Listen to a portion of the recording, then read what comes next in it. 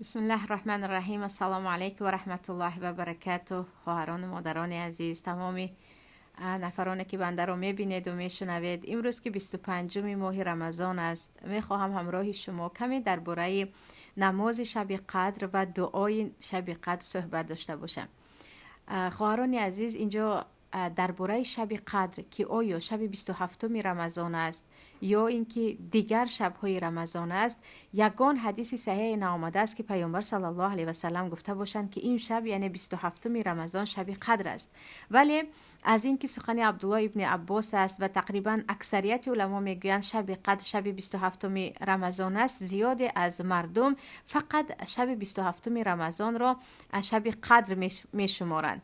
ولی اگر به احادیث پیامبر صلی الله علیه و سلم در بخاری مسلم نگاه کنیم، پیامبر صلی الله علیه و سلم شب قدر رو معین نکردن، نگفتن که شمایان در شب 27 شب قدر رو جویا شوید، بلکه گفتن تحروا لیلة القدر فی عشر الاواخر من رمضان، شمایان شب قدر را در دهه آخر رمضان، در حدیث دیگر که عیناً در بخاری مسلم است، در شبهای ویتری دهه آخر رمضان جویا شوید. و البته احادیث دیگر هم هست که پیامبر صلی الله علیه و سلم میگن 23 25 27 29، در بعضیش 25 27 29.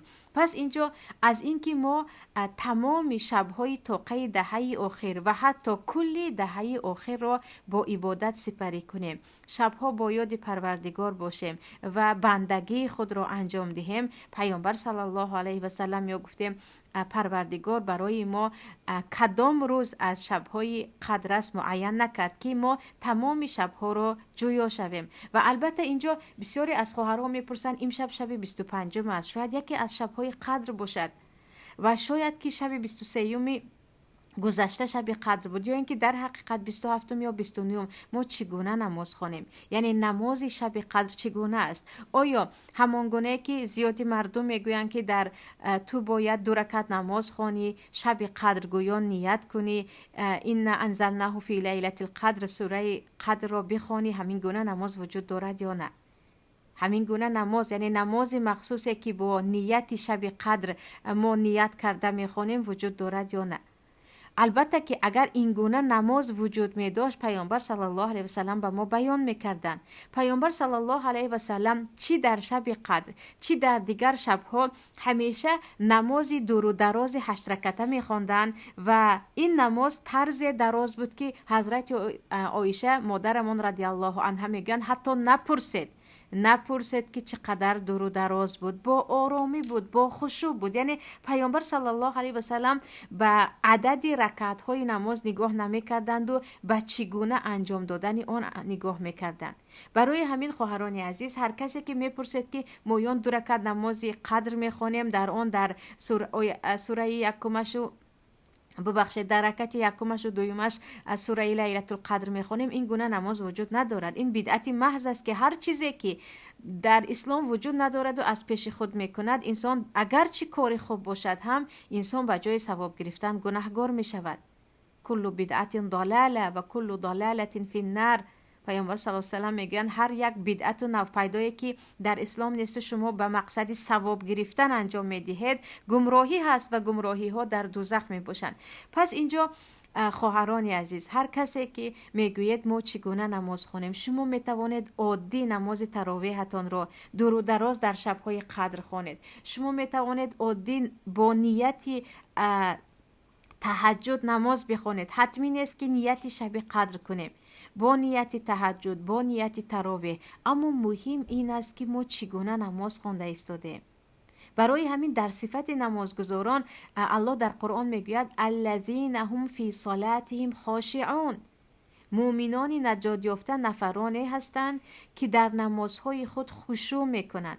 معنای خشوع فروتنی هست، ترس از الله هست. فقط دستم را به کجا میمونم، پایم چگونه است، چشمم در کجا هست، نه، قلبی من، فکر من چگونه با یاد الله هست.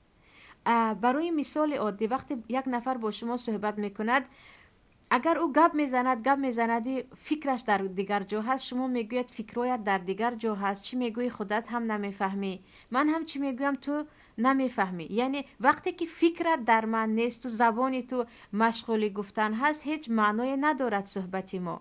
عیناً همین گونه مناجاتی که ما با الله میکنیم، نمازی که ما با الله میخوانیم، مادامی که عقل ما، فکر ما در کوچه و بازار است، قلب ما مشغول مردم است، ما فقط داریم خم میشویم، راست میشویم، به سجده سر میمونیم، دستمون رو بالا میکنیم، پایان میکنیم، اما هیچ یاد الله در قلب ما نیست و فقط اهمیت دادیم که چند رکعت خواندیم، اهمیت دادیم که چطور ما تا 100 رکعت رسانیدیم. این نمازها یگان بهای ندارد، یعنی قیمتی ندارد.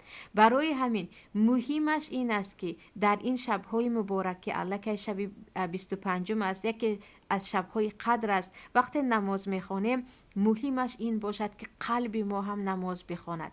فقط با دست و پا عبادت نکنیم، با قلب خود عبادت کنیم. هر قلبی که در نماز، در وقت رکوع، در وقت خم شدن که انسان به کسی بجز الله نباید این گونه رکوع کند، در وقت سجده کردن که ما در پیشگاه الله پیشانی خود را به زمین میمانیم، انسان باید فکر کند که چقدر محتاج الله است و چقدر الله بزرگ است، چقدر قدر الله از تمام موجودات بالا است که ما در نزد او پیشانی خود را به خاک میمانیم. ما در نزد او تعظیم میکنیم، تعظیمی که میانهای ما باید راست باشد، استخوانهای ما راست باشد. ما چگونه با آدابانه در نزد الله می نشینیم، ما چگونه دست خود را محتاجانه به او بالا میکنیم. اینها را اگر قلب ما نماز نخواند، اگر یاد ما در نماز نباشد، ما نمیفهمیم. یعنی درک نمیکنید بزرگی پروردگار و کوچک بودن بندگی خود و این چونین خاشع یا گفتیم فروتن و خاکسارانه و با ترس نماز نمیخواند. هر کسی که در نماز فقط به دستش اهمیت میدهد، به روی مالش اهمیت میدهد، به پایش اهمیت میدهد، به انگشتش، اما قلبش در دیگر هست، چشمش در نماز دیگران است.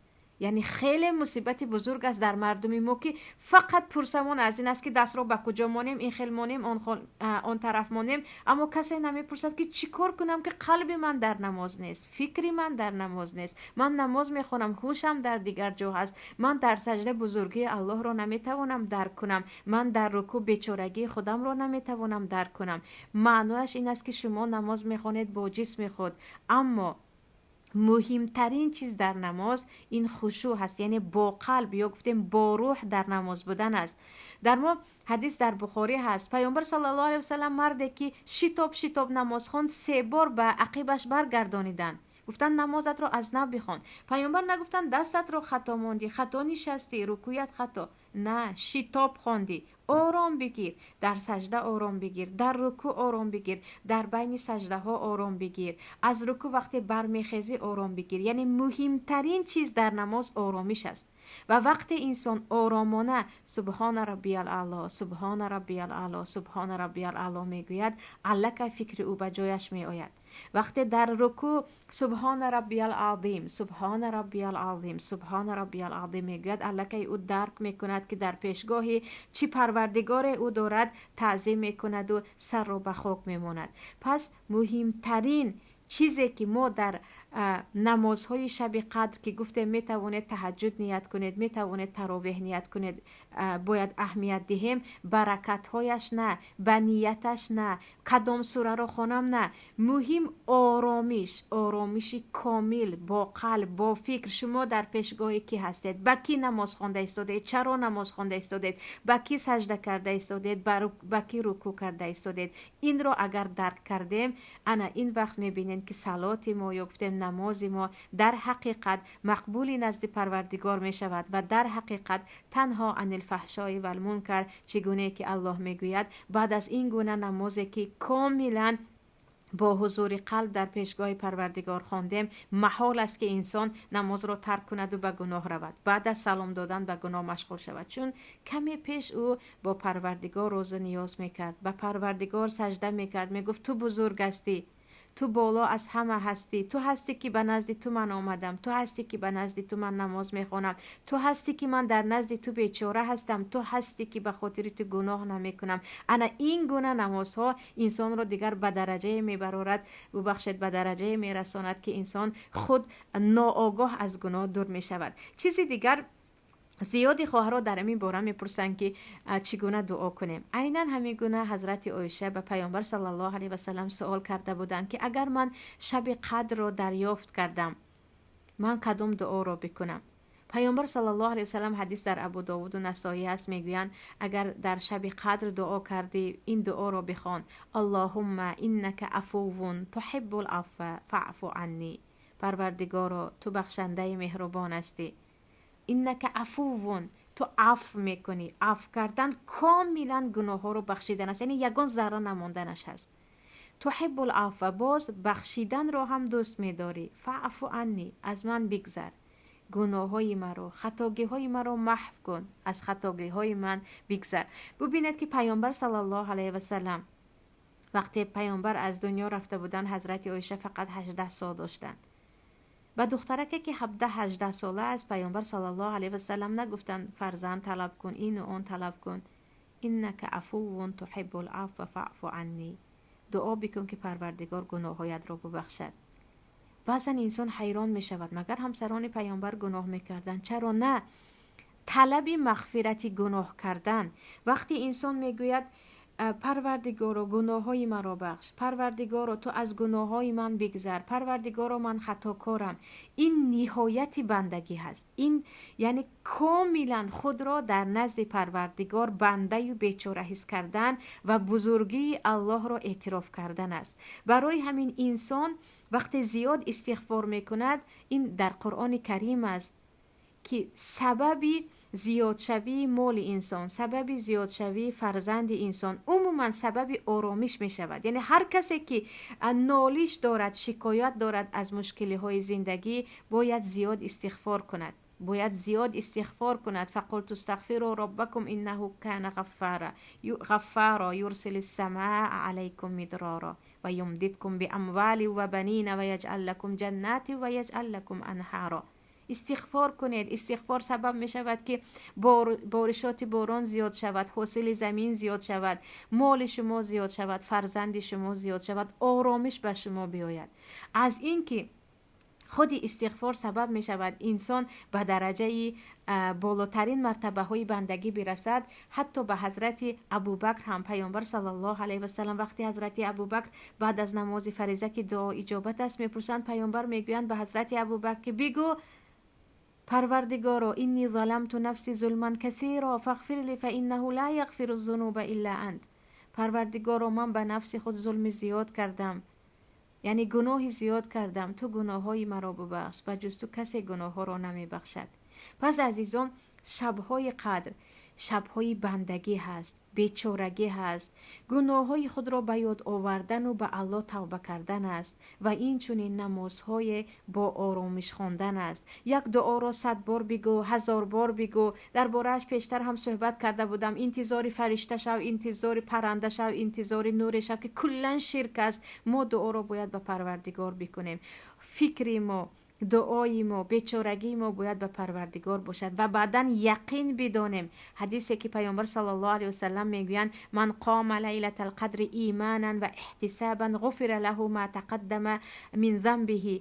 حدیث در بخاری است که پیامبر میگویند هر کسی که شبهای قدر را با ایمان به الله و با طلب ثواب، یعنی کسب ثواب کردن زنده داری میکند، تمام گناه های او بخشیده میشود. پس مژده باد به هر یک نفری گناهگار، بشارت باد به هر یک خواهری که میگوید تا امروز من چقدر گناه کردم، چقدر در ظلم مردم بودم، چقدر به بعض کارهای حرام دست زدم، چقدر به فرزندان خود ظلم کردم، چقدر کودک ها را ابورت کردم و آدم کشی کردم، چقدر به مادر شوهر خود ظلم کردم، چقدر شوهر خود را غیبت کردم، چقدر بود که حلال است حرام است نمیدانستم و خوردم یا به گناه های دیگر. برایتان بشارت باد که اگر این شبها را با عبادت خالصانه، خالص به خاطر الله، نه اینکه مردم همه بیدارن من هم باید بیدار شوم، نه اینکه در استاتوس خود در تلفنم بمونم که مردم ساعت 3 هست همینجا هستید من هم هستم به همه خبر دهم، نه، خالص به اینکه این شبها شبهای رحمت پروردگار است و شبهای بخشیده شدن گناه ها هست و شبهای نوشته شدن تقدیر یک ساله هست. اگر بیچارگی خود را، بندگی خود را به الله بردیم، هم دعاها اجابت می شود، هم گناه ها بخشیده می شود. ولی شرط شرط اساسی این است که فقط با جسم خود نه، با چشمهای بیداری خود نه، با دست و با سطر رو در جای نماز 100% راست ایستادن نه، با حضور قلب، با قبول کردن که چقدر بیچاره در نزد پروردگار هستیم، با اعتراف کردن به اینکه چقدر پروردگار قدرتمند، در عین زمان بخشنده و مهربان، و اگر از حد گذرانیدیم چقدر ذو انتقام یا اینکه عزیز و غفار داریم.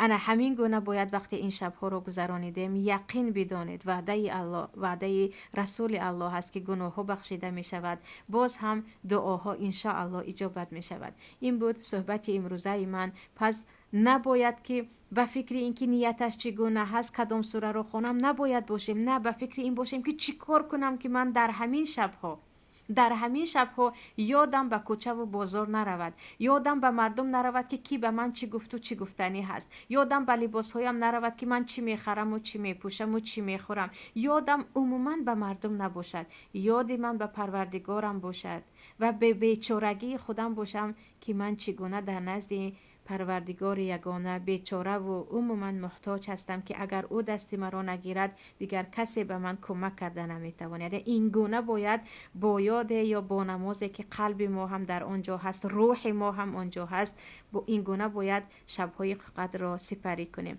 سلام علیکم و رحمت الله و برکاته.